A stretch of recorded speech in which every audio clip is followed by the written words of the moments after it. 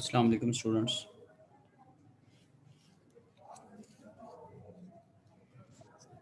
वालेकुम सलाम। अच्छा, लास्ट टाइम हम ये डिस्कस कर रहे थे कि हब की जो हाइट है, जो पोल की हाइट है, उसका पावर के ऊपर क्या फ़र्क पड़ता है। और अगर एक स्टैंडर्ड हाइट ले ली जाए तो उस पे जो स्पीड होगी वो एक स्टैंडर्ड स्पीड होगी या रेफरेंस स्पीड होगी। तो उसके अकॉर्डिंगली हम अगर हाइट को वेरी करते हैं तो फिर हम देखेंगे। और उसमें हमने एक 10 मीटर की जो हाइट थी उसको कंसिडर किया था। सो इन फार्मूला से ये जो इक्वेशन 7.18 है और इक्वेशन 7.19 ये एक ही चीज़ को रिप्रेजेंट कर रही हैं। 7.18 यूएस स्टैंडर्ड है, 7.19 यूरोपियन स्टैंडर्ड है। अभी आज एक with the help of numerical ये एग्जांपल देखते हैं ज़रा कि जब हम कोई दो चीज़ों को कंपेयर करते हैं हाइट की सेंस में या पावर के सेंस में या स्पीड के सेंस में, तो क्या फ़र्क पड़ता है। इसी तरह हमारे पास एक और फॉर्मूला है, पी ओवर पी नॉट। ठीक है जी। सो इसके अंदर भी अगर देखा जाए तो पावर का जो सिंपल फॉर्मूला होता है वो हमें पता by two density area into velocity का क्यूब होता है। तो जब आप पी नॉट करेंगे इसका मतलब आप किसी रेफरेंस स्पीड पे उसकी कैलकुलेशंस करें, right. So V over V not का क्यूब हो जाएगा और इसी तरह हाइट के साथ भी 3 अल्फ़ा हो जाएगा, क्योंकि अगर आप ऊपर देखें फॉर्मूला के अंदर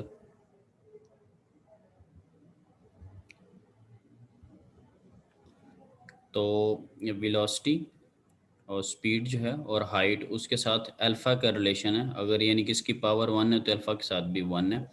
सो वहाँ पर पावर के फॉर्मूला की वजह से स्पीड के ऊपर अगर क्यूब आएगा तो अल्फ़ा के साथ भी हमारे पास वहाँ पे क्यूब आ रहा है। ठीक है जी। अब इसको देखते हैं कि फार्मूला को हमने न्यूमेरिकल के अंदर कैसे यूज़ किया हुआ है। क्या wind turbine with a 50 metre rotor diameter is to be mounted on either a 50 meter tower और एन 80 मीटर टावर। तो 50 मीटर या 80 मीटर का आपके पास टावर है, उसके ऊपर आपने जो नेसल है, जो विंड टर्बाइन के ब्लेड्स वगैरह, उनको टॉप के ऊपर इंस्टॉल करना। तो हम उनका कंपैरिजन करेंगे कि 50 मीटर्स के ऊपर हमारे पास क्या वैल्यूज़ आ रही हैं और 80 मीटर के ऊपर क्या वैल्यूज़ आ रही हैं। Assume the usual 1/7 rule of thumb for the shear friction coefficient. ये लास्ट टाइम हमने देखा था कि अगर टेरिटरी जो है वो डिफरेंट हो तो फ्रिक्शन कोफिशिएंट भी डिफरेंट होता है। फॉर एग्जांपल टॉल बिल्डिंग्स के लिए कुछ और वैल्यू थी, फॉरेस्ट्स के लिए कुछ और वैल्यूज थी, ग्राउंड के लिए स्मॉल लेवल के ऊपर ग्रास के ऊपर कुछ और वैल्यूज थी, crops and forest tall trees कुछ और वैल्यूज थी। सो उसकी हमें अल्फ़ा की जो वैल्यू है 1/7 वो यहाँ पर मेंशन है। तो अब जो काम करने को कहा गया वो ज़्यादा इंपॉर्टेंट है, उस पर ज़रा तवज्जो देते। Compare the wind power densities at each hub height. So इनको ज़रा डिस्कस कर लेते हैं कि ये क्या कह रहा है। ईच हब हाइट पे कंपैरिजन मांग रहा है। किसको कंपेयर करना है? विंड पावर डेंसिटी को। तो हमारे पास एक तो 50 मीटर की हाइट है और एक हमारे पास 80 मीटर की हब की हाइट है। तो दोनों के ऊपर क्या पावर डेंसिटीज आती हैं उनको कंपेयर करना है। ठीक है, तो ये क्वेश्चन के अंदर हमें जो है वो कहा जा रहा है। ठीक है जी।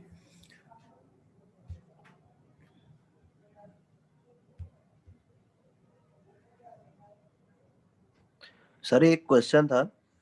जी करें। सर ये हाँ जो जी। मतलब कि सर ब्लेड्स होते हैं सर, तो सर जी जी। इसमें सर दोनों लोअर और बॉटम में मतलब कि जो मतलब कि मतलब कि हाइट पे अगर विंड टरबाइन लगा है तो जी सर जी। प्रेशर दोनों ब्लेड पे एक जैसा नहीं सर होगा, मतलब कि लोअर और बॉटम, क्योंकि वो तो सीधी हवा पड़ेगी ना, अगर साइड से पड़ेगी तो वो अपर वाले को महसूस होगी, लोअर वाले को तो सर होगी नहीं ज्यादा महसूस। नहीं नहीं, हवा कांस्टेंट एक पूरी हर सतह पे चल रही है। हवा के गैप्स नहीं है कि ऊपर वाली को लग रहा और दरम्यान में खाली जगह।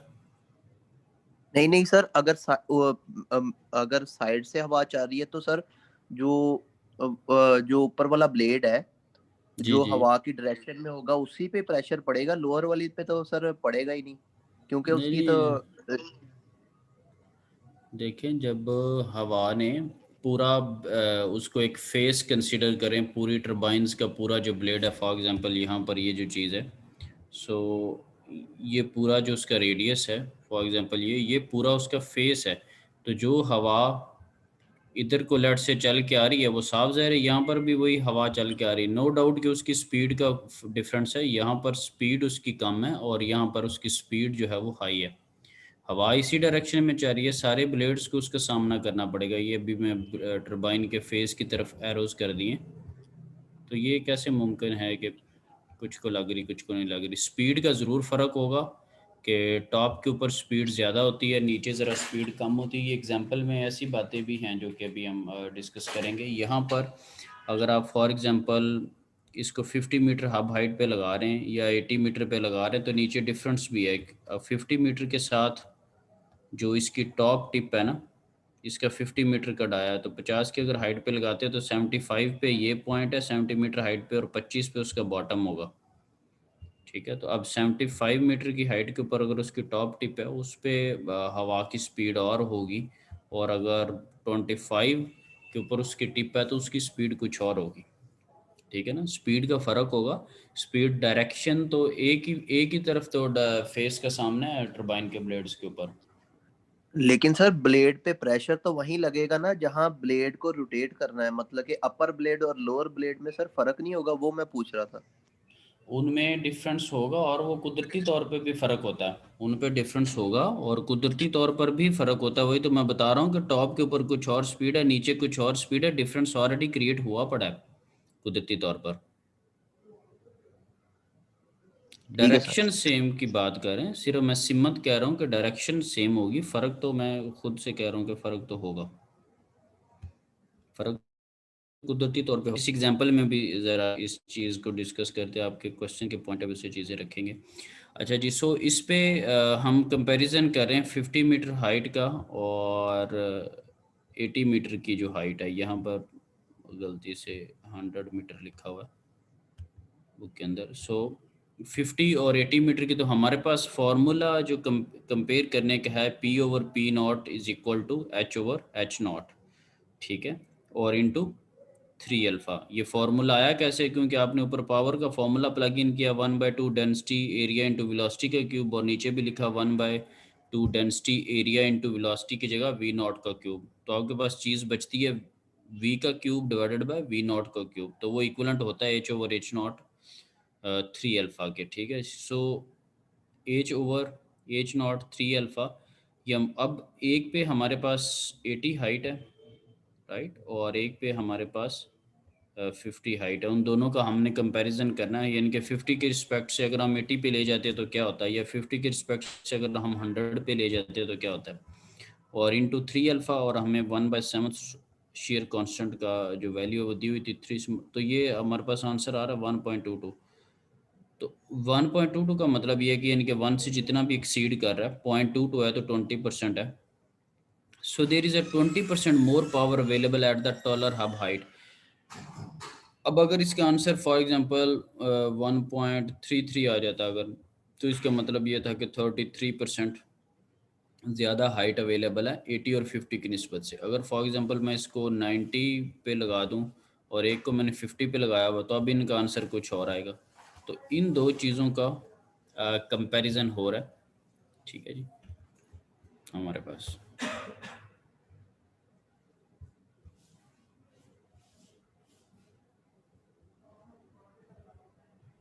या फॉर्मूला को एक दफ़ा उसकी दोबारा हाइलाइट्स ज़रा देख लेते हैं कि हमारे पास जो बेसिक फार्मूला था that was V over V not is equal to H over H not alpha था यूएस स्टैंडर्ड के अकॉर्डिंगली।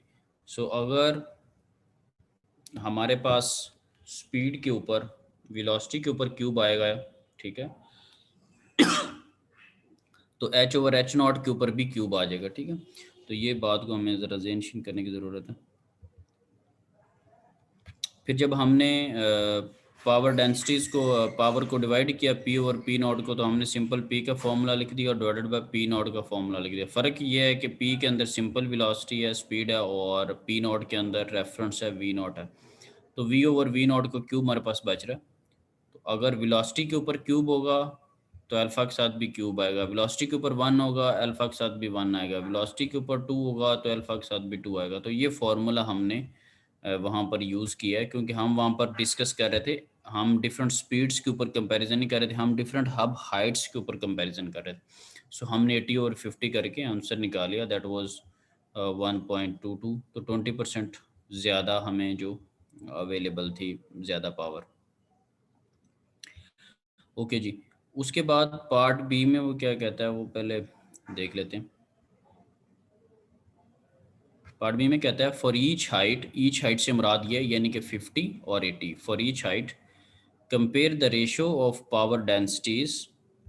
पावर डेंसिटीज की जो रेशोज हैं उनको कंपेयर करना है। For example P over P naught को at the highest point that the tip of the rotor blade reaches, यानी कि ये फॉर एग्जांपल जो हमारे पास ब्लेड्स हैं, तो ये जो मैंने हाईलाइट की हुई है ये उसकी टॉप टिप है, तो उसके ऊपर क्या पावर डेंसिटी है, और to the lower point, lowest point to which it falls, जो ब्लेड का बॉटम पॉइंट है उसके ऊपर क्या पावर है। तो जब दोनों पावर की आप रेशियोज लेंगे तो ये चीज़ बन जाएगी compare the ratio of the power densities. तो टॉप टिप के ऊपर क्या पावर है और लोअर टिप के ऊपर क्या पावर है, उन दोनों का कंपैरिजन जब रेशियो लेंगे तो वो हमारे पास उनका कंपैरिजन हो जाएगा। और ये डिमांड कर रहा है कि 50 मीटर के ऊपर भी, फॉर ईच हाइट का मतलब ये कि 50 मीटर के ऊपर भी और यही काम करें और 80 मीटर के लिए भी यही काम करें। तो ये है हमारे पास पार्ट बी। तो सबसे पहले हमने थोड़ा फिजिकल डायग्राम बनाने की कोशिश की। हमारे पास जो विंड टर्बाइन मौजूद थी, जो हब की हाइट थी, इसको थोड़ा ज़रा डिस्कस कर लेते हैं। हमारे पास फॉर एग्जांपल पहले केस के अंदर ये होती है हब हाइट या टावर की हाइट, दैट वाज 50। सपोज हमें, क्योंकि दो दी गई 50 और 80, 50 के लिए इसकी कैलकुलेशन हमने स्टार्ट की। ठीक है जी। अब ये जो डाया है ब्लेड का, इसकी आपको न्यूमेरिकल के अंदर वैल्यू दी हुई है 50 मीटर। ये डायामीटर जो है वो 50 मीटर का डाया। ठीक है, 50 मीटर का डाया इस सेंस में आपके पास पूरा ये बन रहा है। तो अगर मैं अब सिर्फ डाया की बात हो रही है, अब हब हाइट की कोई बात नहीं जेन में लाएगा। यहाँ पर 50 को अगर मैं देखूँ तो ये 25 इसके ऊपर वाले पोर्शन पे आ रहा है और 25 इसके नीचे वाले पोर्शन पे है। सो इस सेंस में मेरे पास वो 50 मीटर का जो कॉम्बिनेशन है वो अब पूरा हो रहा है। तो अगर मैं यहाँ पर देखूँ, अगर 50 यहाँ तक ये जो नेसल है, यहाँ तक अगर हाइट ये 50 है, ये जो ऑलरेडी हब हाइट है, टावर की जो हाइट है ये अगर 50 है, तो टॉप वाली टिप डाल के तो यहाँ पर 75 आपके पास हो जाएगी। और अगर ये 50 है तो उससे 25 आप नीचे पहुँचे, ये वाली आपके पास जो है वो 25 हो जाएगी। बॉटम टिप उसकी 25 पे लग रही है, टॉप टिप उसकी 75 पे लग रही है, अगर 50 मीटर हाइट हो तो। ठीक है, अगर 100 मीटर हाइट होगी तो फिर डिफरेंस होगा। 100 से आप 25 को माइनस कर रहे होंगे और उसके अकॉर्डिंगली फिर उसके अंदर 25 जो है वो ऐड अप कर रहे होंगे। तो अब यहाँ पे इसकी कैलकुलेशंस देखते हैं कि किस तरह से की गई, क्योंकि उसने कहा टॉप और बॉटम टिप को जो है वो कंपैरिजन करो।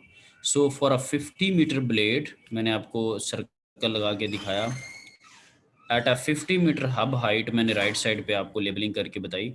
द टिप रीचेज 50 मीटर, मैंने आपको बताया कि 50 में 25 ऐड हो गया एट द हाईएस्ट पॉइंट, और 25 फिर मैंने आपको बताया कि लोएस्ट पॉइंट। सो आपने P over P naught, H over H naught इसको कर दिया। 75 टॉप टिप है, बॉटम 25 है, 1/7 रूल है, सो 1.60।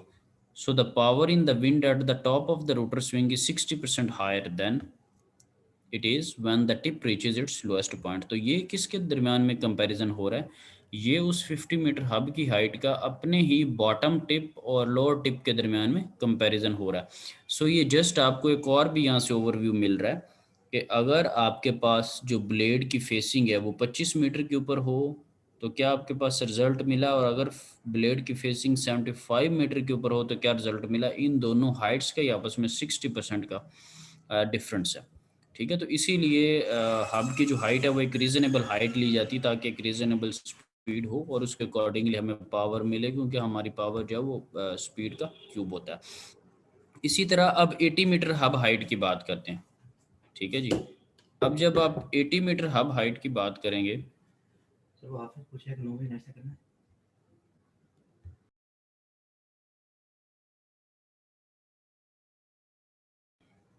सो 80 मीटर की जो हब की हाइट है, अब उसमें ब्लेड का अगर डाया मैं देखूं, अब 80 मीटर की हब की हाइट ले लेते हैं, यही जो आपके पास सिनेरियो है।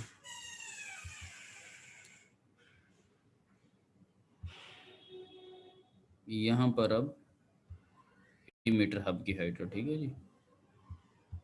सो हमारे पास जो ब्लेड है, ये आपके पास 80 मीटर, ठीक है। ये उसी तरह इसका जो डाया है वो दैट वाज 50। ठीक है। अब ये जो नेसल है उससे ये उसी तरह 25 ऊपर है और 25 ये नीचे। सो 80 के अंदर अगर मैं 25 ऐड करूँ, यहाँ तक तो पहले ही वो 80 है, यहाँ तक पहले ही 80 है हब की हाइट। सो 80 के अंदर अगर मैं 25 ऐड करूँ तो ये कितना बन जाएगा, 105। ठीक है, और इसी तरह 80 से अगर मैं 25 माइनस करूँ तो ये तकरीबन 55 के करीब बन जाएगा। सो इसकी बॉटम की जो टिप है वो 55 और टॉप टिप 105 है। ठीक है, इन बिटवीन 50 के आप खेल रहे हैं। अब इसी तरह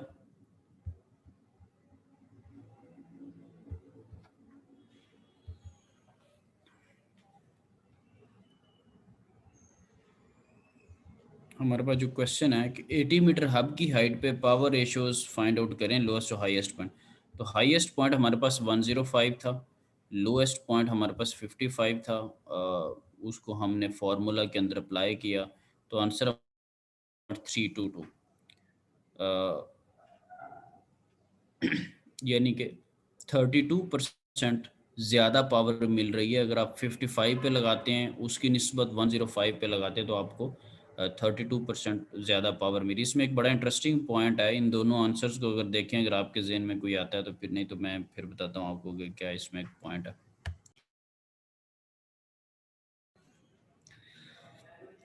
अगर मैं यहाँ पर देखूँ ना तो 75 के ऊपर उसने टॉप वाली टिप थी, नीचे बॉटम में 25 थी, और यहाँ पर ऐसे फील होता है 60% आपके पास ज़्यादा वैल्यू आ गई। यहाँ पर अगर कोई देखे तो उसकी एक टिप जो है वो 105 पे लग चुकी है, लेकिन फिर भी स्टिल आपके पास 32% का इसके अंदर इंक्रीमेंट है। तो इसके अंदर टेक्निकली ऑब्जर्वेशन ये होती है कि अगर आप बहुत ग्राउंड के करीब करीब है ना, तो उसकी निस्बत जैसे ही आप थोड़ा सा ऊपर जाएंगे आपको बहुत ज़्यादा डिफरेंस मिलेगा। क्यों? क्योंकि नीचे की हाइट्स के ऊपर रेजिस्टेंस ज़्यादा होती है। जैसे ही आप टॉप की हाइट्स के ऊपर जाते हैं आपके पास नीचे और ऊपर की निस्बत बहुत ज़्यादा क्लियर कट डिफरेंस होता है। लेकिन इसमें क्या था, 55 और 105 में क्या था कि ऑलरेडी आप 55 एक रीजनेबल हाइट है, ऑलरेडी आप एक रीजनेबल रेफरेंस को अचीव कर चुके थे। जो बहुत ज़्यादा फ्रिक्शंस वगैरह थी वो इसके नीचे वाली हाइट्स पे ही रह चुकी थी। तो फिर उसके ऊपर जब आप 105 पे गए आपको डिफरेंस तो ज़रूर मिला 32% का, लेकिन उतना फ़र्क नज़र नहीं आया जो 25 और 75 का था। क्योंकि 75 का जो रेफरेंस था वो 25 था, और 25 तक आपके पास जो रेजिस्टेंसेस हैं, जो डिस्टरबेंसेस हैं, उनका वहाँ पर इम्पैक्ट जो है वो ज़्यादा होता है। तो इसी वजह से जब आप थोड़ा सा ऊपर गए तो आपके पास एक बहुत एक अच्छी वैल्यू आई है जो कि 60%। ठीक है, तो ये कीप श्योर इन माइंड कि ये इसमें क्या सिनेरियो है आपके पास। ओके जी, ये हमारे पास एक एग्जांपल थी। अच्छा, अब ज़रा डिस्कस कर लेते हैं कि विंड के अंदर पावर तो हमारे पास मौजूद होती है, लेकिन हम उससे पावर एक्सट्रैक्ट कितनी कर सकते हैं, जो कि हमारे पास बेसिकली एफिशिएंसी होगी इस चीज़ की। जितने भी हमने कोई साइकिल्स पढ़े या कुछ भी पढ़े, इस लाइन को पहले ज़रा रीड आउट करें फिर इस पर ज़रा चलते हैं। ये जो मैंने हाईलाइट की।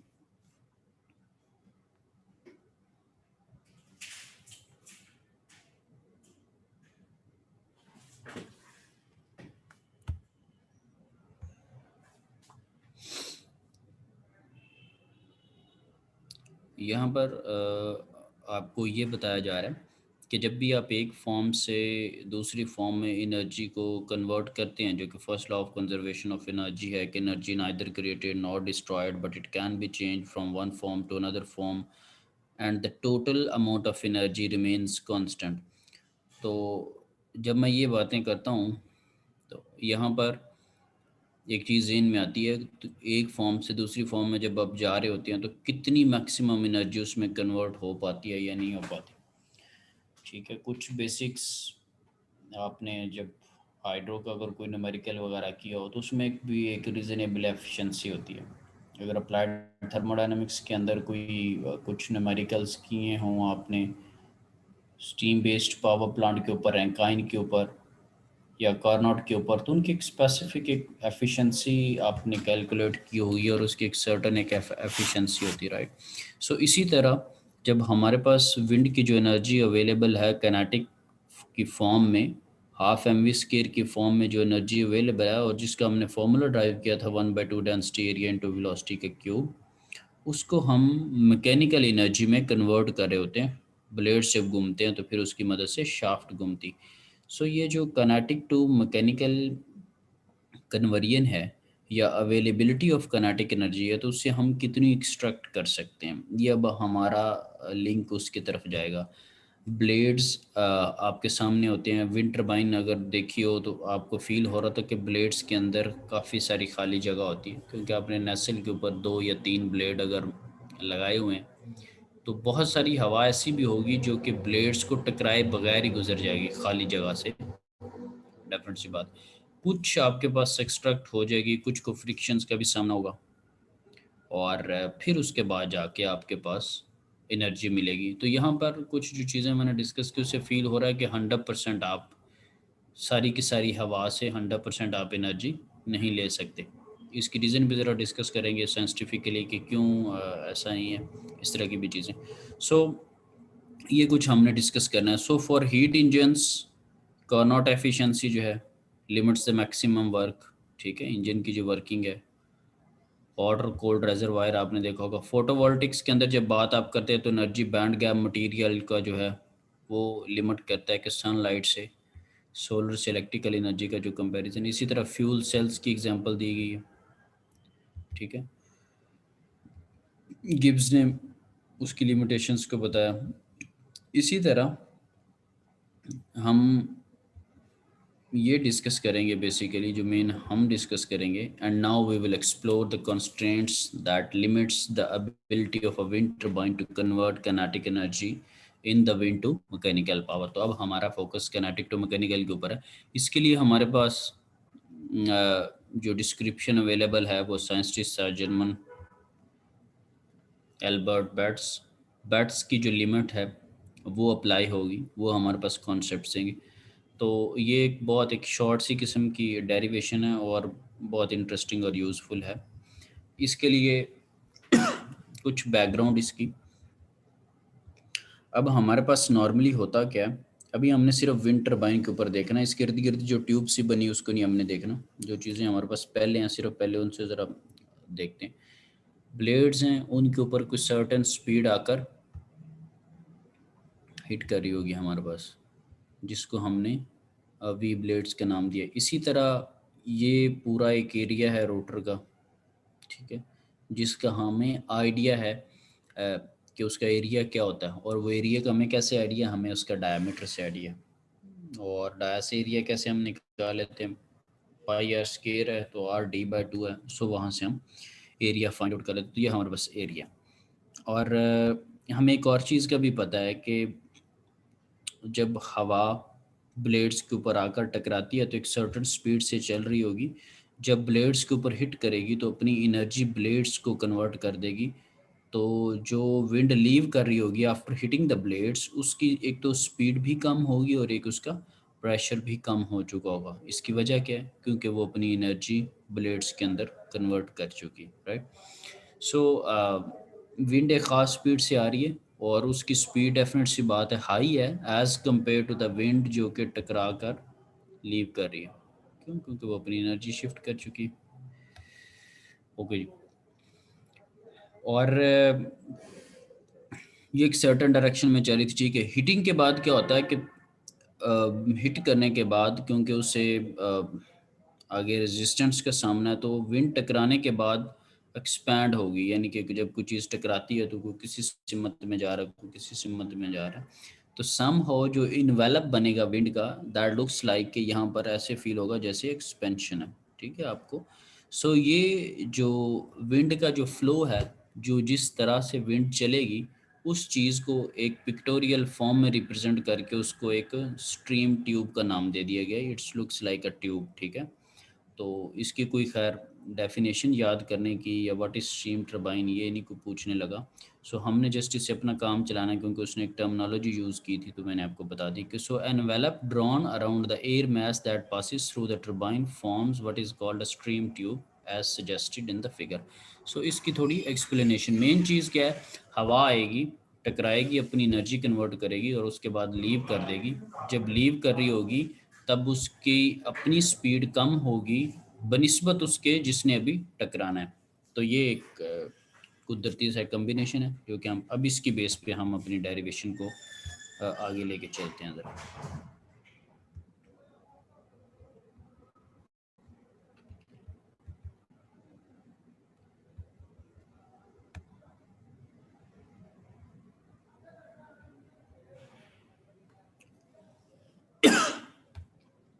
ओके जी। अब ये जो बात कर रहे थे, एक तो खैर उन्होंने जो क्वेश्चन किया वो था, एक तो उन्होंने न्यूमेरिकल के अंदर देखा होगा कि डिफरेंट हाइट्स के ऊपर, टॉप बॉटम टिप्स के ऊपर स्पीड डिफरेंस थी, हाइट डिफरेंस थी, डिफरेंस हमें नज़र आया। तो यहाँ पर एक और चीज़ हमारे पास है, फिगर के अंदर भी आपने देखा है कि अपविंड वेलोसिटी ऑफ अनडिस्टर्ब्ड विंड, ये अभी जिस विंड ने अभी टकराना होता है उसको हम वी कह रहे थे। फिर उसके बाद विंड जब रोटर के ब्लेड से जो स्पीड टकरा रही है उसको हमने वी बी ऊपर कहा हुआ था। फिर टकराने के बाद जिसकी स्पीड चुकी है उसको हमने वी डी कहा हुआ था। तो ये कुछ लेबलिंग थी जो कि ऊपर हमने देखी है। और the mass flow rate of air with in the steam tube is everywhere the same, ठीक है। आपने एक ट्यूब को एक क्लोज सिस्टम के तौर पे कंसिडर किया जो कि लेबलिंग थी थ्रू आउट, उसका मास जो है वो सेम है, उसके मास फ्लो रेट। अब मेन चीज़ है पावर एक्सट्रैक्ट कैसे होगी। पावर तभी एक्सट्रैक्ट होगी क्योंकि ये कैनेटिक के अंदर है, तो ये विंड के डिफरेंस की वजह से पावर एक्सट्रैक्ट होगी। किस तरह से? The power extracted by the blades P B is equal to the difference in kinetic energy between the upwind and the downwind. अब इस पे थोड़ा डिटेल में ज़रा डिस्कस करते हैं। उसने कहा है कि पावर हमारे पास आएगी जब दोनों स्पीड्स का डिफरेंस होगा, ब्लेड की हिटिंग से पहले और ब्लेड की हिटिंग के बाद। अगर मैं कहता हूँ कि इन स्पीड्स का डिफरेंस ही नहीं है, फॉर एग्जांपल 50 पर आ रही थी और 50 पर ही आगे गुजर गई, तो कुदरती तौर पर अगर 50 पे आ रही थी और 50 पे ही आगे गुजर गई तो फिर तो उसने अपनी एनर्जी जो है वो शिफ्ट नहीं की ब्लेड्स के अंदर, ठीक है। लेकिन ऐसा भी नहीं हो सकता, क्यों? क्योंकि अगर आप आगे कोई ना कोई रुकावट लगाएंगे और उसके ऊपर अगर कुछ ना कुछ विंड के पोर्शन की हिटिंग होगी तो कुछ ना कुछ तो एनर्जी उसमें शिफ्ट होगी। वो अलग बात है कि वो हो इतना चीज़ वज़नी या उसके लिए इतना हैवी टॉर्क चाहिए हो कि वो घूम ना सके, वो एक अलग बहस है। लेकिन जब आप रुकावट डालेंगे, रेजिस्टेंस प्रोवाइड करेंगे, फ्रिक्शन होगी, कोई ना कोई ऐसा मैकेनिज्म लेके आएंगे तो स्पीड के अंदर कमी तो आएगी, ठीक है, कुदरती तौर पर। सो पावर आपको तब मिलेगी जब हिट करने से पहले वाली स्पीड और हिट करने के बाद वाली जो स्पीड है उनका फ़र्क होगा, ठीक है। अब ऐसा भी ज़हन में क्वेश्चन आ रहा होगा कि माइट भी ऐसा हम कुछ बना दें कि 100% ही कन्वर्जन हो जाए, या ऐसी भी कुछ बातें माइंड में आ सकती हैं। उसको भी आगे ज़रा डिस्कस किया हुआ बुक वाले ने खुद एक बहुत अच्छे अंदाज में, लेकिन इस डेरिवेशन के बाद। सो एनीहो हमारे पास जो पावर है, ठीक है, जो कि हमारे पास अच्छा, इसको अगर आप देखें तो ये फॉर्मूला एक बड़ा आपको एक डिफरेंट सा लग रहा है। पावर बेसिकली आपके पास वही सिंपल वाले फॉर्मूला, पावर आपके पास वर्क बाय टाइम होता है। तो यहाँ पर एनर्जी किस फॉर्म में अवेलेबल है, किनेटिक की फॉर्म में ना। सो हाफ किनेटिक का फॉर्मूला आपके पास लिखा हुआ हाफ एम वी स्केयर। अब एम के ऊपर डॉट क्यों है, क्योंकि ये नीचे टाइम से डिवाइड है। तो जब मैथ डिवाइडेड बाय टाइम होगा तो आपके पास उसको आप कहते हैं मैथ फ्लो रेट। किसी भी चीज़ के ऊपर जब आप डॉट लगाते हैं दैट मीन्स के that is divided by the time. तो ये किनेटिक एनर्जी के फॉर्मूले को टाइम से डिवाइड किया गया, जो कि आपके पास पावर होती। अब अगर मैस फ्लो रेट को देखा जाए, मैस फ्लो रेट क्या होता है, तो ये आपको पता है कि डेंसिटी आपके पास क्या होती है, मैस पर यूनिट वॉल्यूम ना। ठीक है, सो यहाँ से आप मैस को लिख सकते हैं, mass is equal to density into volume. Mass is equal to density और साथ में वॉल्यूम। ये आपको जब पिछले डेरिवेशन में करवा रहा था, जब मैंने आपको ये डेरिवेशन करवाई थी 1/2 density area into V cube की, तो उसमें मैंने आपको बताया था कि आप वॉल्यूम जो फ्लो रेट है वी डॉट, उसको आप एरिया इंटू वेलोसिटी आप उसको जो है वो लिख सकते होते हैं। ठीक है, सो हमारे पास ये मेरे ख्याल से किसी ने क्वेश्चन भी किया था जब मैंने कहा था कि वॉल्यूम को 3 पार्ट्स में हम डिवाइड कर रहे हैं। तो उन्होंने किसी ने कहा था कि सर, आपकी क्लास ही थी मेरे ख्याल से, कि सर क्यों कर रहे हैं ऐसा, लेंथ विड्थ और हाइट।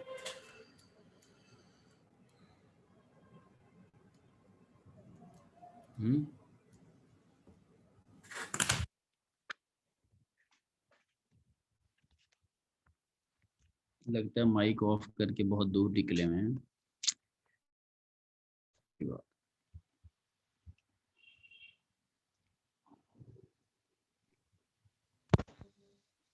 क्लास में किया था क्वेश्चन हम्म सर, इसी क्लास में किसी ने क्वेश्चन किया था।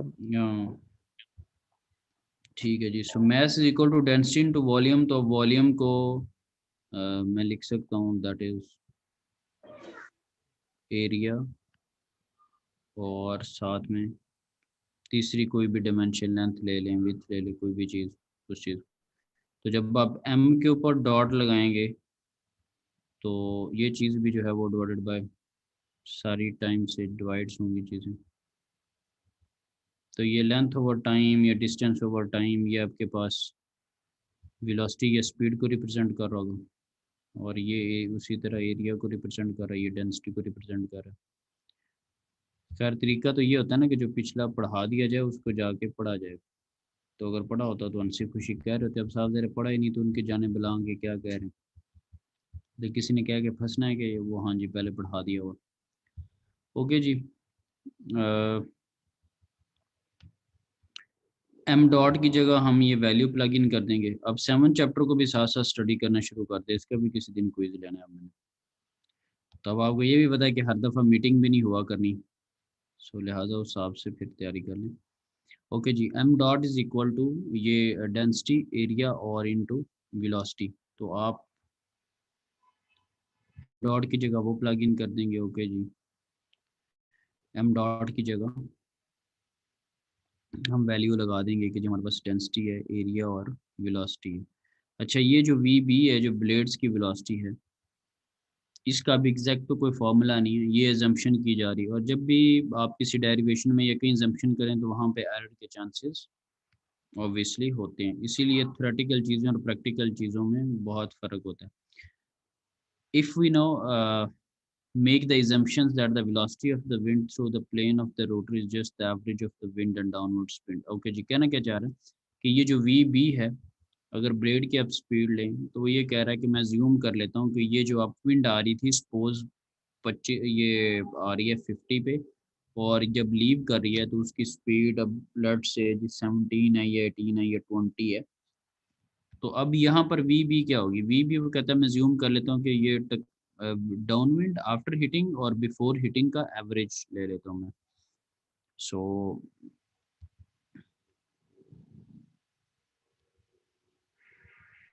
ये उसने एजम्पशन की कि जहाँ जहाँ पर वी बी आएगा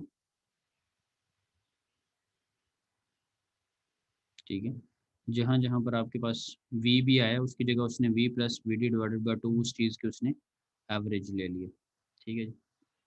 अब उसके बाद एक और काम किया गया कि एक अलजेब्रिक यहाँ पर वैल्यू ऐड की गई है। उसका नाम आप कुछ भी रख सकते हैं, वो बताऊंगा कि क्यों ऐड की गई है। आपने लैम्डा रखा है, यानी कि वी डी और वी अगर कहीं रेशो आ जाती है, अगर कहीं यानी कि डेरिवेशन को सॉल्व करते हुए कहीं वी डी ओवर वी आ जाता है। वी डी क्या है? डाउनविंड स्पीड हिटिंग के बाद, और वी क्या है? अपविंड स्पीड बिफोर द हिटिंग। अगर इन दिनों की कहीं रेशो आ जाती है तो आप उसको लैम्डा कंसिडर कर सकते हैं। अब इसी इक्वेशन को आगे लेके चलते हुए उसने क्या किया कि v प्लस ये उसी तरह 1/2, मार्कर ऑन कर लेता हूँ जरा। ये उसी तरह 1/2, ये उसी तरह डेंसिटी, ये उसी तरह एरिया। अब किया गया कि उसी तरह ये v आ गई। अब किया गया कि वी डी की जगह उसने लैम्डा बाई वी कर दिया, क्योंकि अगर यहाँ से आप वी डी को कैलकुलेट करें तो that will be lambda into V. V D अगर आप करें तो that will be lambda into V. उसने लिख दिया लैम्डा। अब बताऊंगा भी कैसा क्यों किया, क्योंकि अचानक एक चीज़ आ रही थी उसमें एक नई एंट्री कर दी। ये उसी तरह वी स्केयर, और ये वी डी स्केयर की जगह उसी तरह लैम्डा का स्केयर और वी का स्केयर। उसने सारी जो इस फार्मूला के अंदर 1/2 डेंसिटी एरिया और वेलोसिटी को एक साइड पे कर लिया और इस सारी चीज़ को एक साइड पे कर लिया। अब ये उसने ऐसा क्यों किया? उसने लिख दिया कि पावर इन द विंड और फ्रैक्शन एक्सट्रैक्टेड। अब बताएं कि 1/2 डेंसिटी एरिया और वेलोसिटी का क्यूब, ये तो आपके पास पावर का वही फॉर्मूला है जो कि हम पढ़ रहे हैं, और साथ में ये कुछ न्यूमेरिक होगा 1/2 1 प्लस लैम्डा। अब ये मैं क्यों कह रहा हूँ कि ये कोई न्यूमेरिक वैल्यू होगी, क्योंकि लैम्डा बेसिकली क्या है? लैम्डा दो स्पीड्स की रेशो है। तो जब दो स्पीड्स की आप रेशो लेंगे तो कोई ना कोई तो आंसर आएगा। सपोज ये 20/50 है, 18/50 है, कुछ भी ये स्पीड है। सो ये कोई ना कोई एक कांस्टेंट आएगा। अब ये कांस्टेंट डिसाइड करेगा कि कितनी पावर उसने एक्सट्रैक्ट की है। ठीक है, कि कितनी पावर। फार्मूला तो ये कह रहा है कि 100% एक्सट्रैक्ट हो जाएगी, लेकिन 100% नहीं, साथ में फ्रैक्शनल अमाउंट बताएगी। फॉर एग्जांपल इसको मैं लिख देता हूँ 0.33 या 0.80, तो ये बताया कि 80% एक्सट्रैक्ट होगी। ये कांस्टेंट की बात कर रहा हूँ, फ्रैक्शन एक्सट्रैक्टेड। अगर मैं इसको लिख देता हूँ 0.5, तो ये कांस्टेंट बताएगा कि 50% होगी। लेकिन अब हमने ये भी कैलकुलेट करना है कि ये मैक्सिमम, थ्योरेटिकली मैक्सिमम कितनी हमें वैल्यू मिल सकती। अब ज़रा इसको क्लियर करके वापस इस लैम्डा पे आ जाता हूँ। ये दो फ्रैक्शन रखने का उसका मतलब ये था ताकि आप एक ही क्वांटिटी के अंदर अपनी सारी वैल्यूज़ को रिप्रेजेंट कर लें। अब ये उसने कर लिया। जब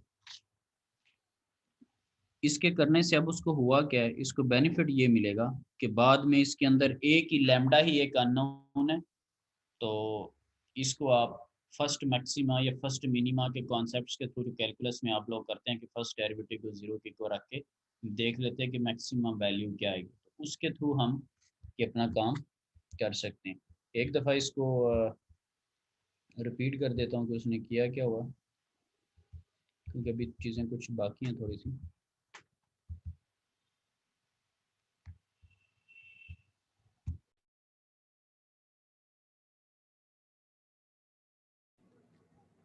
ओके जी। बिफोर हिटिंग वाली जो स्पीड है दैट इज़ अपविंड, उसका नाम यहाँ पर वी है। जो रोटर के ब्लेड्स के ऊपर है दैट इज़ वी बी, और जो हिटिंग के बाद वाली है दैट इज़ वी डी, जिसको डाउनविंड कहा जा रहा है। तो हवा के अंदर जो एनर्जी मौजूद है that is kinetic, half M dot V का स्केयर, क्योंकि पावर बन चुकी है। और पावर एक्सट्रैक्ट कब होगी? जब दोनों स्पीड्स का डिफरेंस होगा, अपविंड और डाउनविंड की स्पीड का डिफरेंस। एम डॉट की वैल्यू हमारे पास नहीं थी, मैंने आपको डेरिवेशन करके बताया कि M dot is equal to density into area into speed. Okay जी। अब आपके पास वी बी की वैल्यू नहीं थी, तो वी बी क्या होता है? वी बी उसने अज्यूम किया हुआ है कि मैं V plus V D divided by 2 upwind और डाउनविंड की एवरेज ले रहा हूँ। तो ओके जी, वैल्यूज़ प्लग इन कर दें, एम डॉट की वैल्यू भी इसके अंदर प्लग इन कर दें। ठीक है, एम डॉट की वैल्यू यहाँ पर प्लग इन कर दें तो आपके पास पावर का फॉर्मूला बन जाएगा 1/2 density area into V plus V D by 2, और V square minus V D का स्केयर। अब उसने कहा कि मैं एक लैम्डा वैल्यू एक अज्यूम कर रहा हूँ। कर क्यों रहा है ये देखें ना, अगर आप देखें, अगर आप कहें कि नहीं जी नहीं करनी तो ठीक है ना करें, to help keep the algebra simple, ठीक है, सिंपलिसिटी के कारण कि आपके पास एक ratio lambda is equal to V D over V, ठीक है, ताकि अननोन ज़रा कम हो जाए, दो अननोन को एक में ले जाएगा। सो लैम्डा और वी डी और वी जब आपने किया तो जहाँ जहाँ पर वी डी था वहाँ वहाँ पर आपने लैम्डा और वी का कम्बिनेशन डाल दिया। वहाँ पर डालने का मतलब ये था कि आप एटलीस्ट कॉमन ले सकें। यहाँ पर आपने कॉमन ले लिया 1/2 density area into V cube, तो यहाँ पर आप इस नतीजा पर पहुँचे कि power in the wind multiplied by fraction extracted. Power in the wind का मतलब ये है कि अगर 80 मीटर, अगर लेट से 25 मीटर पर सेकंड की स्पीड से हवा चल रही है, तो कुदरती तौर पर आप चाहें तो 25 मीटर पर सेकंड हवा की वजह से बनने वाली एनर्जी को ही एक्सट्रैक्ट कर लें। तो क्या ये प्रैक्टिकली मुमकिन है? वो चीज़ डिसाइड कर रही है फ्रैक्शन, कि कितने फ्रैक्शन आप एक्सट्रैक्ट कर सकते हैं, और अभी भी प्रैक्टिकली डिसाइड नहीं हो रहा, अभी भी थ्योरेटिकली डिसाइड हो रहा है। तो अभी हमने आधी डेरिवेशन की, अब चीज़ को आगे लेके चलते हैं। अब हमारा फोकस होगा ये जिस चीज़ को मैं हाईलाइट कर रहा हूँ फ्रैक्शन एक्सट्रैक्टेड के ऊपर, कि आया कि कितने परसेंट हम एक्सट्रैक्ट कर सकते हैं। तो अब एक दफ़ा इस डेरिवेशन को छोड़ के हम फ्रैक्शन एक्सट्रैक्टेड के ऊपर फोकस करेंगे कि मैक्सिमम हमारे पास क्या चीज़ आ सकती है। ओके जी, सो उसको हमने लिख लिया 1/2 1 प्लस लैम्डा 1 माइनस लैम्डा का स्केयर, ठीक है। इसको हमने एक नाम दे दिया रूटर एफिशिएंसी का, सीपी का नाम दे दिया, क्योंकि अगेन मैं कह रहा हूँ कि इस कांस्टेंट ने जब मल्टीप्लाई होना है, इस फ्रैक्शन ने जब मल्टीप्लाई होना, तो ये डिसाइड करेगी कि आपके पास कितनी वैल्यू आ सकती है। ओके जी, सो फार्मूले को अगर मैं रीराइट करूँ तो that is 1/2 density area V cube और सी पी, ये वो फ्रैक्शनल अमाउंट है जो कि एक्सट्रैक्ट हो सकती है।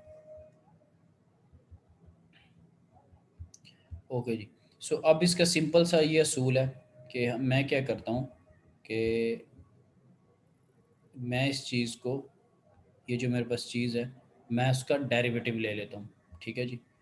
अब डेरिवेटिव मैं क्यों ले रहा हूँ? क्योंकि आपने कैलकुलस में ये चीज़ देखी या एफएससी के अंदर मैथ में देखी कि अगर आपको मैक्सिमम कोई पॉइंट निकालना है किसी इक्वेशन का, तो आप उसका फर्स्ट डेरिवेटिव लेके उसको ज़ीरो के इक्वल रखें। इसी तरह सेकंड डेरिवेटिव का भी एक रूल था, ये आपने कैलकुलस में किए होंगे, फर्स्ट मैक्सिमा और सेकंड मैक्सिमा, और इस तरह फर्स्ट मिनिमा सेकंड मिनिमा और मिनिमम मैक्सिमम पॉइंट्स के लिए। ओके जी, सो हमने डेरिवेटिव ले लिया लैम्डा वाली चीज़ों का और उसको ज़ीरो के इक्वल पुट कर दिया। जब ज़ीरो के इक्वल इक्वेशन को पुट किया, कैलकुलस जब अप्लाई की, तो हमारे पास आंसर आया 1/3। जब मैंने इस चीज़ को सॉल्व किया इस इक्वेशन को, तो हमारे पास आंसर आया 1/3। अब लैम्डा की वैल्यू 1/3 की अब हम एक्सप्लेनेशन करने लगे हैं कि 1/3 का कुदरती तौर पर या नेचुरली उसका मतलब क्या है, जो हमने रेशो रखी थी उसका मतलब क्या है, उसको समझने की अब कोशिश करते हैं कि लैम्डा की वैल्यू है ये 1/3। लैम्डा होता क्या है? लैम्डा होता है जी वी डी ओवर वी। अब ये वैल्यू आने का मतलब ये है कि फॉर एग्जांपल 3 मीटर पर सेकंड की स्पीड से हवा चल रही थी, ब्लेड्स को टकराने के बाद 1 मीटर पर सेकंड से लीव कर रही है। दो हिस्से जो हैं, दो पोर्शन जो हैं, वो ब्लेड्स ने यूज़ किए हैं कनेटिक से मैकेनिकल एनर्जी को इस्तेमाल करने में, और एक हिस्सा जो है वो अनडिस्टर्ब्ड चला गया, एक हिस्सा अनटच्ड जा रहा है, ठीक है। 3 पोर्शन में आई थी यूं करके, और एक पोर्शन लीव हो रहा है, तो इसका मतलब ये है कि दो पोर्शन इन बिटवीन ब्लेड्स के ऊपर एनर्जी कन्वर्ट कर चुके हैं। ये बातें हो रही हैं थ्योरी की, ये बातें हो रही हैं मैक्सिमम चीज़ों की। प्रैक्टिकली ऐसे होता है नहीं होता वो एक बात की बात है, कितना ऐसा हो सकता नहीं हो सकता उसको भी ज़रा बाद में ज़रा डिस्कस करते हैं। सो अभी ये बता रहे हैं other words the blade efficiency will be maximum if it slows the wind to 1/3 of its undisturbed upstream velocity। अगर ये 1/3 उसको स्लो डाउन कर लेती है, ये हमें ये चीज़ बता रही है, ठीक है, जो 1/3 वैल्यू निकली। तो अब आप लैम्डा की जगह जहाँ जहाँ पर लैम्डा था वहाँ वहाँ पे 1/3 को प्लग इन कर दें। इस बात का मतलब क्या बेसिकली कि जहाँ से चीज़ें छोड़ी थी, अब जहाँ जहाँ पर लैम्डा है वहाँ पर 1/3 आप प्लग इन कर दें तो आपके पास आंसर आ रहा है।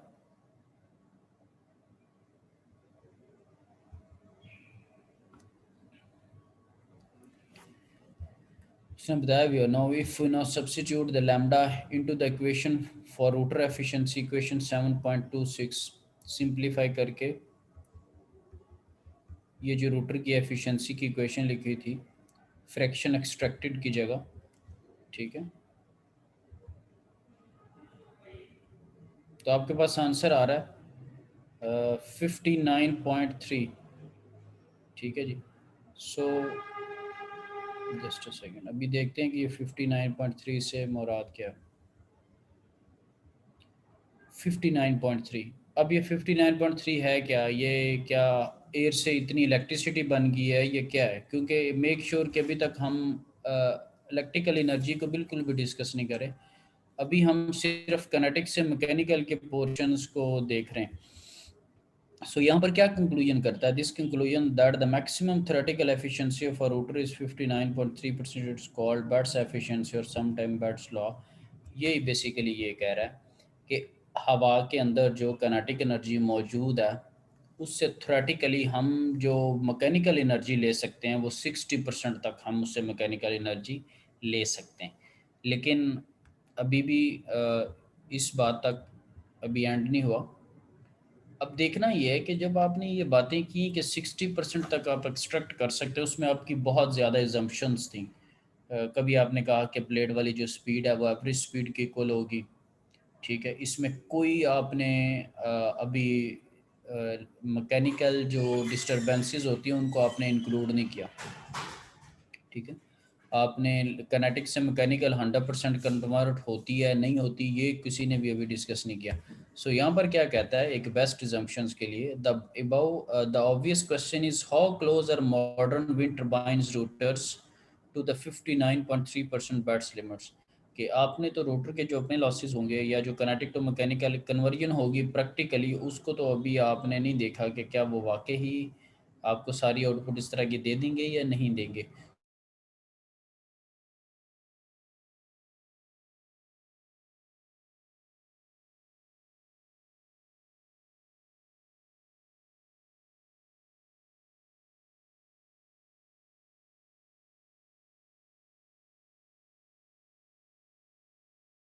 So under the best operating conditions हो सकता है वो 85 कर ले, हो सकता है वो 60 करे, तो एक बेस्ट assumptions के तौर पे मैं कह लेता हूँ कि 80% अप्रोच करेगा वो। सो जब आप 59.3% का 80% लेंगे तो वो आपके पास आंसर आ जाता है 45 to 50% एफिशिएंसी। यहाँ पर हम पॉज लगा देंगे, यहाँ पर हम ब्रेक लगा देंगे, यहाँ पर इसको हम डिस्कस भी ज़रा करते हैं कि इसका मतलब क्या है। ठीक है जी, उसने कहा विच puts them in the range of about 40 to 55% efficiency in converting the power in the wind into the power of the rotating generator shaft. ये जनरेटर के शाफ्ट तक आप समझें कि जो अवेलेबल किनेटिक एनर्जी है उसका 40 to 50% आपके जनरेटर को मिल जाएगा। अब जनरेटर पर डिपेंड करता है कि उसकी अपनी 95% एफिशिएंसी के क्या, अक्सर अच्छे जो हैं वो मोर देन 95% उनकी एफिशिएंसी होती, ठीक है। सो सीमेंस वगैरह या कुछ और के देख लिए जाते हैं, तो अब थोड़े से लॉसेस वहाँ पर हो जाएंगे और उसके बाद आपको इलेक्ट्रिकल एनर्जी मिल जाएगी, ठीक है। तो आप एक रफ गैस के तौर पे किनेटिक से इलेक्ट्रिकल एनर्जी कन्वर्जन जो है मैकेनिकली 45% और इलेक्ट्रिकली आप समझे कि जैसे 40%। तो आई होप सो कि इट्स क्वाइट क्लियर कि एफिशिएंसी का क्या सिनेरियो होगा, किस तरह से एफिशिएंसी निकलेगी, डेरिवेशन में कोई पॉइंट कोई मैथमेटिकली ना अंडरस्टैंडिंग डेवलप हुई हो, थ्योरेटिकली ना डेवलप हुई हो, लॉजिकली ना डेवलप हुई हो, कोई क्वेश्चन वगैरह।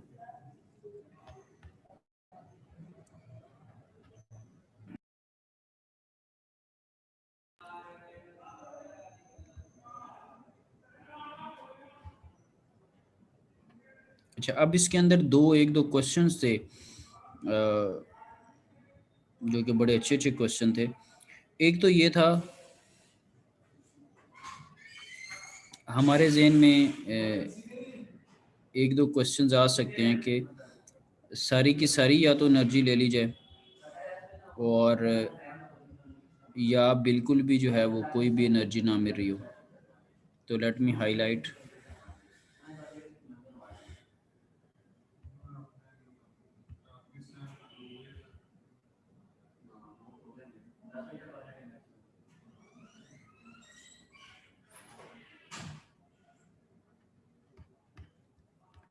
असल में बैट्स जहाँ से स्टार्ट हुई थी, अब सारी कैलकुलेशंस हमने कर ली। उसने लिखा हुआ जब आप एफिशिएंसी की बात करते हैं या कन्वर्जन की बात करते हैं, इसको ज़रा पढ़ें ये क्या कह रहा है। ये इसको मैंने हाईलाइट किया। So why can't the turbine extract all of the kinetic energy in the wind. अब सबके क्वेश्चन वजीर में आता है कि ये छोटी छोटी बातें छोटे सारी की सारी एनर्जी ले लेते। ओके जी, होगा क्या?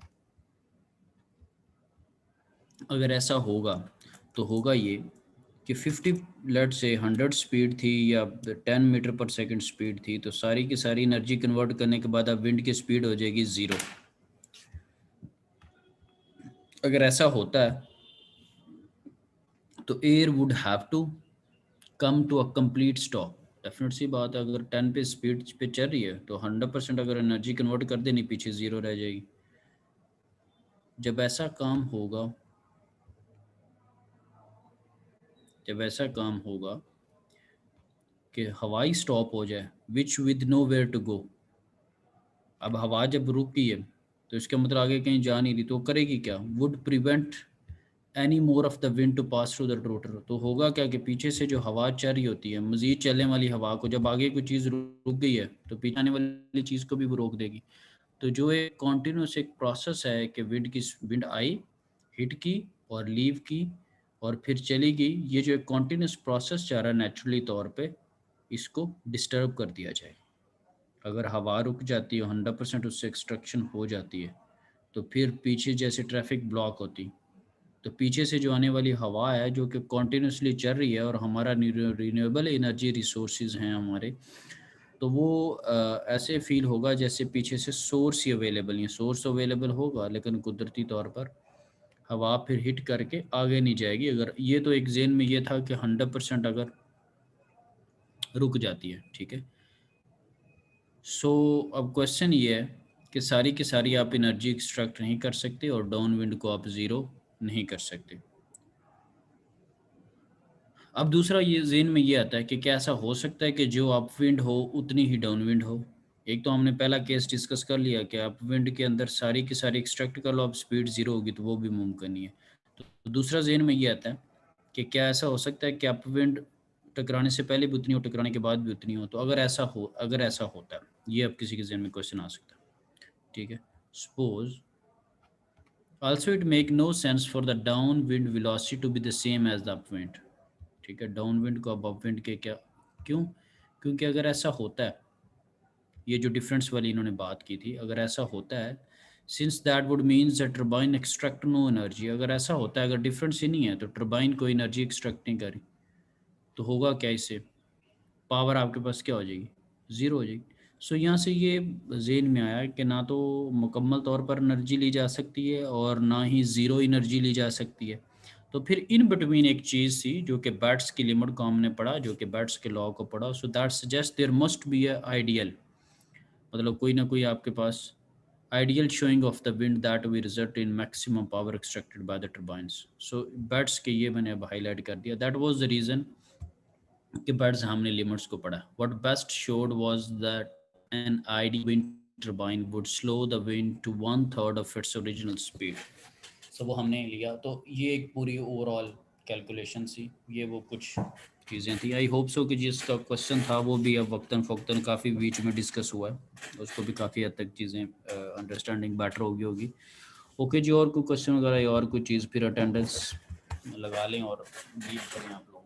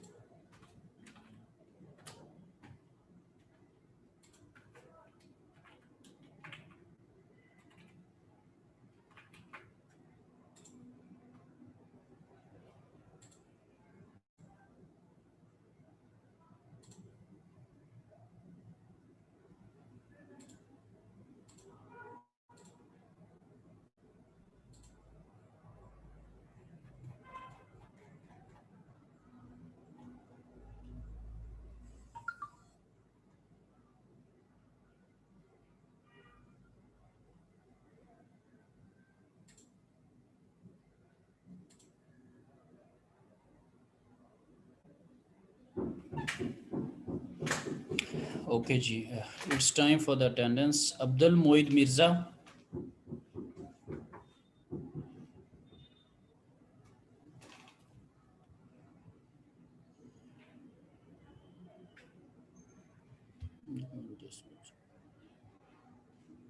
अब्दुल मोइद है तो सही भैया, अब अटेंडेंस आ गई है, अब तो बोलना पड़ेगा ना। अब तो मोबाइल पकड़ लें और अब तो वो काम आ जाएगा। लगता है इनकी केबल चली गई। चले जी, अब्दुल मोइद मिर्ज़ा प्रेजेंट है जी, नज़र आ रहा है वहाँ पे। अब्दुल रहमान भी मौजूद है। अच्छा जी, ठीक है, अब्दुल मोइद की लग चुकी है, अब्दुल रहमान की भी लग चुकी है। Abdullah Jamshed, yes sir. ठीक है जी, अब्दुल्ला भी प्रेजेंट है। अहमद अब्दाल,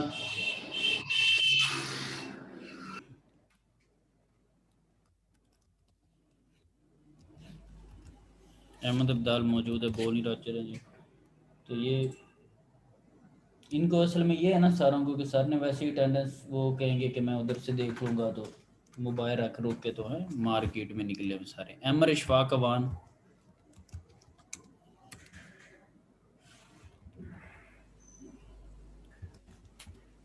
अमर ने वैसे ही नहीं किया हुआ ज्वाइन करेंगे। अमर एबसेंट है। Ali Suhail, yes sir. ठीक है जी, अली प्रेजेंट है। उसके बाद जी अरीब लुकमान, ठीक है जी, जिसकी अटेंडेंस होती जाए ना वो लीव भी कर सकता है। अरीब लुकमान, ठीक है जी, अरीब प्रेजेंट है। Danish Qudratullah, yes sir. ठीक है जी, दानिश भी प्रेजेंट है। फ़हीम अफजल,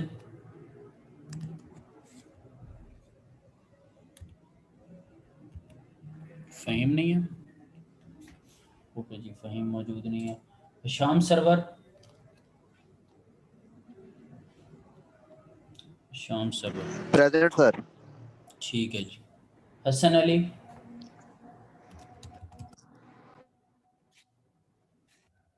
हसन अली, ये मोहम्मद अली हसन कुछ और है और हसन अली कोई और है। यस सर, मोहम्मद अली हसन है। अच्छा, चलें जी, हसन अली भी मौजूद नहीं है, 20 रोल नंबर। खुरम शहजाद,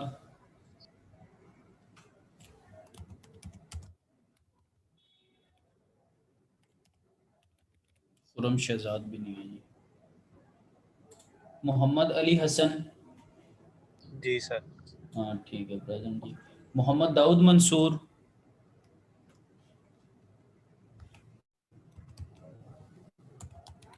दाऊद मंसूर भी नहीं है। Mohammad Farooq, yes sir. ठीक है जी, फारूक प्रेजेंट है। मोहम्मद हसाम सदीक, हसाम सदीक भी मौजूद है जी, ठीक है, प्रेजेंट है। मोहम्मद मजहर, यस सर। ठीक है जी। मजहर तो नहीं मौजूद। सर मजर प्रेजेंट सर। का नाम क्यों नहीं सही से शो हो रहा, जस्ट अ सेकंड। क्या नाम लिख के एंटर हुए हो? सर मेरा डाटा नहीं है सर, एक आईडी से हम दो लोग, मतलब कि अब्दुलरहमान का मोबाइल यूजर और हम अच्छा दोनों अच्छा, साथ हॉस्टल रूममेट है सर। ठीक है ठीक है ठीक है, वही मैं कहूँ कि मजहर ने मोहब्बत नहीं बिखेरी, आवाज़ें आ रही हैं हेलो उसकी। Mohammed Shahriyar, hello sir.